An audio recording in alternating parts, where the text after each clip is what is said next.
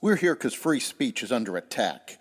We're here because people are being convinced that socialism works. We're here because people are being judged guilty until proven innocent. We are fighting back with facts. This is not a safe zone, so buckle up, Buttercup. This is the raw, naked truth.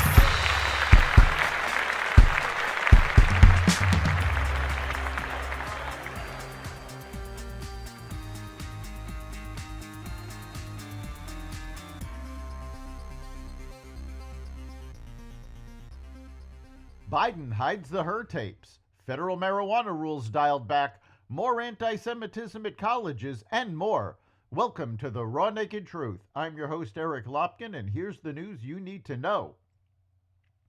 In an effort to hide his failing mental capacity, President Biden asserted executive privilege over the audio of his two-day interview with the special counsel investigating his handling of classified documents, as Republicans threatened to hold Attorney General Merrick Garland in contempt for refusing to relinquish the recordings.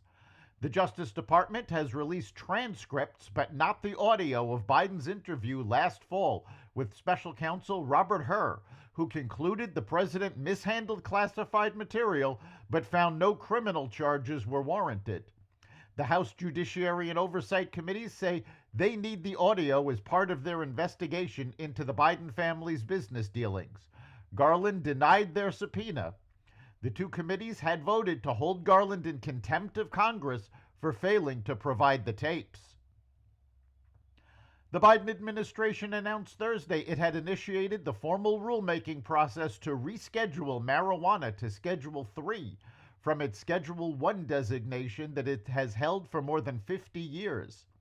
The announcement follows the Department of Justice's announcement last month that it planned to proceed with rescheduling marijuana to Schedule 3, which the Department of Health and Human Services had recommended last year. This is monumental. Today, my administration took a major step to reclassify marijuana from a Schedule 1 drug to a Schedule 3 drug. It's an important move toward reversing long-standing inequities, President Biden said in a statement shared on X. Nearly 50 people were arrested after hundreds of anti-Israel protesters swarmed the campus of UC Irvine in California and set up barricades, the university confirmed on Thursday. The university said that 47 individuals arrested were charged with trespassing or failing to disperse after a direct police order. The booking process began on campus, and those arrested were taken to the Orange County Jail, where booking and processing were completed. They were then released, university spokesperson Tom Vasich said. UC Irvine confirmed later Thursday that of the 47 individuals arrested, 26 were students, 19 were non-affiliated with the college, and 2 were employees.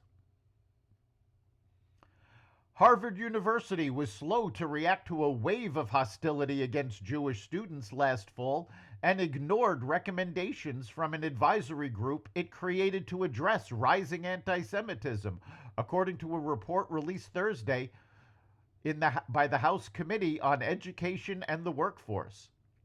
Former President Gay and Harvard's leadership propped up the university's anti-Semitism advisory group, all for show, said committee chair Representative Virginia Fox in a statement. The committee's investigation began several months after the October 7th attack by Hamas on Israel, in which about 1,200 Israelis were killed. Shortly after the attack, the Harvard Undergraduate Palestine Solidarity Committee published a statement co-signed by more than 30 other Harvard student organizations, saying they held the Israeli regime entirely responsible for all unfolding violence.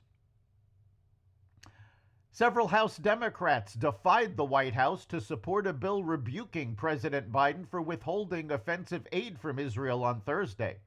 The Israel Security Assistance Support Act would condemn the president's posture on Israel's Gaza invasion, while compelling the Biden administration to expeditiously send any weapons shipments already approved by Congress.